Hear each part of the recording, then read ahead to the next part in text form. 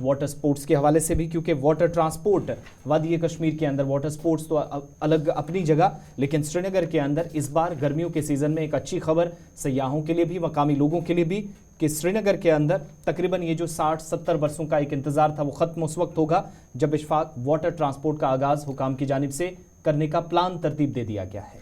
इससे पहले कि इस खबर पर आए, एक बड़ी अच्छी बात है जी, याद माजी बड़ी अजाब है यारब, छीन ले कुव्वत हाफिज़ा मेरा। अब बहुत सारे लोग ये समझ चुके होंगे ये मैंने क्यों कहा। यह पहला मौका नहीं है जब लेफ्टिनेंट गवर्नर या जम्मू कश्मीर इंतजामिया की तरफ से इस बात का ऐलान कर दिया गया है कि वाटर स्पोर्ट्स का एहतमाम किया जाएगा, वाटर ट्रांसपोर्ट का एहतमाम किया जाएगा।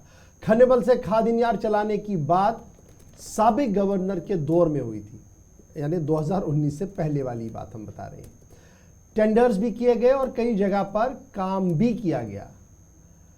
हरी झंडी भी उस वक्त के साबिक डिवकॉम साहब ने दिखाई, और एक वक्त यह भी था कि मौजूदा लेफ्टिनेंट गवर्नर साहब भी गांदरबल तक आबी रास्ते से गए और कहा कि कमरिया आस्ताने आलिया पर जो सालाना उर्स होता है जी, अब ये यहाँ पर चलती रहेंगी। और उस वक्त बीजेपी की बड़ी क़यादत भी उनके लेफ्ट राइट बैठी थी।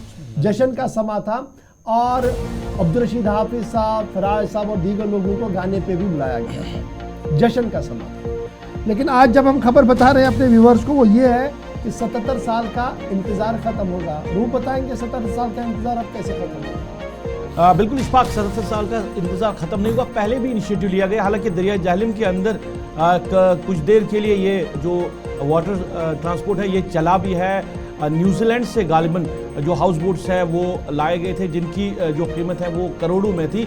अब वो एक जगह पे रखे गए हैं और वो वहाँ पे सड़ रहे हैं, फिर उनका इस्तेमाल नहीं हुआ है। फैसल रियाज हमारे साथ जुड़े हैं, फैसल से तफसीलात लेने की कोशिश करेंगे कि क्या वाकई में अब जो नया इनिशिएटिव लिया जा रहा है डल झील के अंदर या वलूर के अंदर, इसको हतमी जामा पहनाया जाएगा, या पहले की तरह जो सूरत हाल जाहलिम की है वैसे ही ये सूरत हाल रहेगी। फैसल, नया फैसला लिया है झीली डल के अंदर और वलूर के अंदर अब वाटर ट्रांसपोर्ट चलाने का। पहले जरा दरिया जाहलिम की आप बात करें, वो जो वहां पे हाउस बोट्स लाए गए थे, क्या वो अभी भी वहीं पर है या उनको कहीं इस्तेमाल में लाया जा रहा है?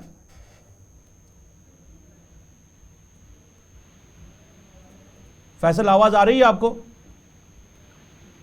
जी जी जी, आवाज आ रही है। वाटर ट्रांसपोर्ट चलाने की बात कही जा रही है झीली डल के अंदर, वलूर के अंदर, पर जाहलिम की बात शायद अब इंतजामिया को याद नहीं है कि वहां पे तो जो हाउस बोट्स हैं वो रखे गए हैं। बड़ा इंपॉर्टेंट है कि जाहलिम पर 20 घाट पहले ही बनाए गए। बिल्कुल, वहां पे इसको कहा गया था कि हमने जी वाटर क्रूजर्स लाए हैं, पानी में जो चलते हैं, और कुछ मकामात पर हमने देखा कि कुछ टॉप ऑफिशियल्स बैठे भी उसमें, और वो नीचे डाउनटाउन तक भी चले गए थे, वीर तक भी चले गए थे, कुछ वक्त तक चले गए। आज सूरत हाल क्या कुछ है? ये जो खबर हम बता रहे हैं कि 77 साल का इंतजार खत्म है, लेकिन मैंने पहले ही कहा था कि याद माजी बड़ी अजाब है यारब। जरा अपडेट करें कि अब कहा जा रहा है कि जनाब झीली डल के अंदर भी चलेंगी, 32 के करीब इलेक्ट्रिक बोट्स होंगी वो, और उनका किराया भी बड़ा कम होगा। उसी तरीके का किराया होगा जिस तरीके से आप इलेक्ट्रिक गाड़ियों में देते हैं, 10-15 रुपया।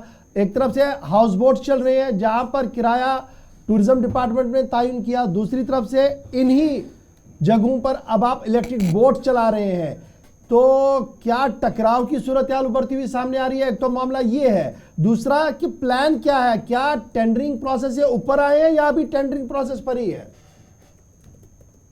देखिए, इस वक्त तो मामला जो है वो टेंडरिंग प्रोसेस में है। अभी जैसे टेंडर मैच्योर हो जाएगा उसके बाद इसमें जो है पूरी तरीके से काम हो जाएगा। लेकिन जो बताया जा रहा है कि जो सारा मामला है टेंडरिंग प्रोसेस में अभी जैसे मैच्योर हो रहेगा, समर में जो है इसको स्टार्ट किया जाएगा, और इसके लिए बाकायदा तौर पर स्मार्ट सिटी के तहत ही जो घाट्स है वो बनाए गए हैं, उसके साथ साथ जो बाकी लवाजिमात है वो पूरी की गई है। लेकिन यहाँ पे हमें ये बात देखनी जरूरी है कि जो इससे पहले जो कोशिश की थी, जो इससे पहले अटेम्प्ट किया गया था वाटर ट्रांसपोर्ट का, उसमें क्या कुछ बना, वो कामयाब क्यों नहीं रहा? क्योंकि 2021 में एक वाटर बोट जो है न्यूजीलैंड से लाई गई थी, जो कि करीबन 2 करोड़ रुपए की थी, और कहा गया था कि लजन से लेकर ये बिल्कुल छतरबल वीर तक जो है चलेगी। लेकिन बदकिस्मती की वजह से वो सिर्फ एक ही बार चली, जिस दिन उसकी inauguration chief secretary Arun Kumar Mehta ने की थी। उस दिन उसने एक राइड ली थी लजन से लेकर थोड़ी बहुत डाउन टाउन तक, तो उसके बाद वो नहीं चली, जो आज भी जो है वो जंग खा रही है जहलम के किनारों पे। उसके साथ साथ कुछ फॉरेन मुल्कों से भी कुछ ऐसी चीजें लाई गई थी जो कि करोड़ों रुपयों में थे, जिनमें लग्जरी बोट्स थे या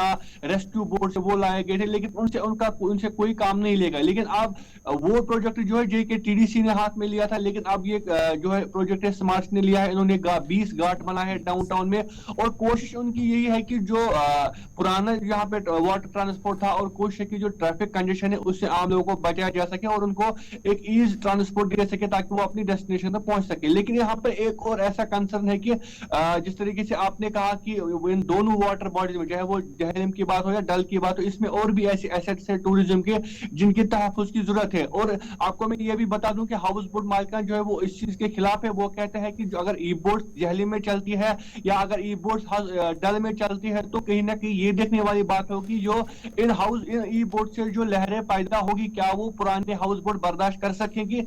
उनकी डिमांड पहले से ही थी, अगर आपको वाटर ट्रांसपोर्ट ई बोट्स यहाँ पे लानी है तो कम से कम हमें रिहेबिलिटेट कीजिए, हमें यहाँ से उठाए, हम यहाँ पे ये कारोबार नहीं करने चाहते, और हम अपनी जो लाइसेंस है हुआ इस खबर का कि हम टेंडरिंग में जा रहे हैं, लेकिन हाउस बोट्स और शिकारा ओनर जो है वो एहतजाज पर है। एक मिनट सुन लीजिएगा मेरी बात पहले।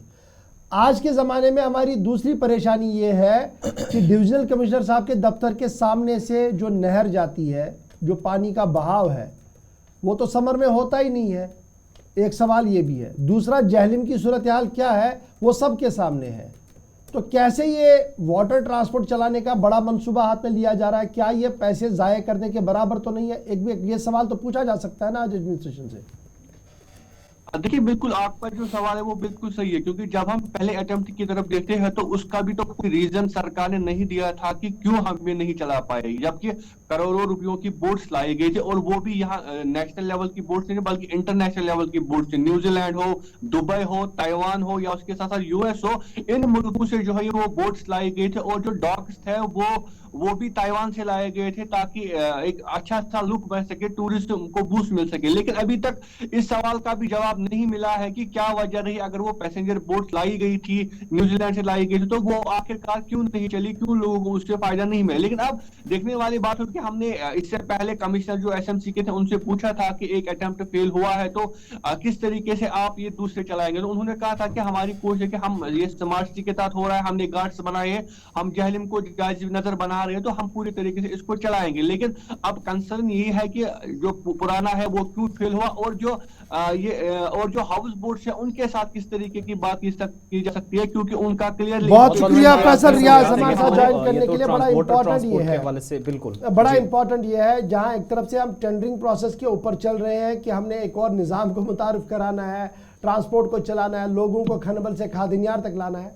दो चीज़ें बड़ी इंपॉर्टेंट। जहलम की सूरत हाल देख लीजिए, क्या पानी है। माजी में जो हमने खनबल से खादिनियार तक चलाने की ताज मोहिद्दीन साहब के टेन्योर में शुरुआत की थी, याद रखिएगा कब थी वो रियासत, और आज की सूरत हाल क्या है, क्या आज हम वहाँ पर है।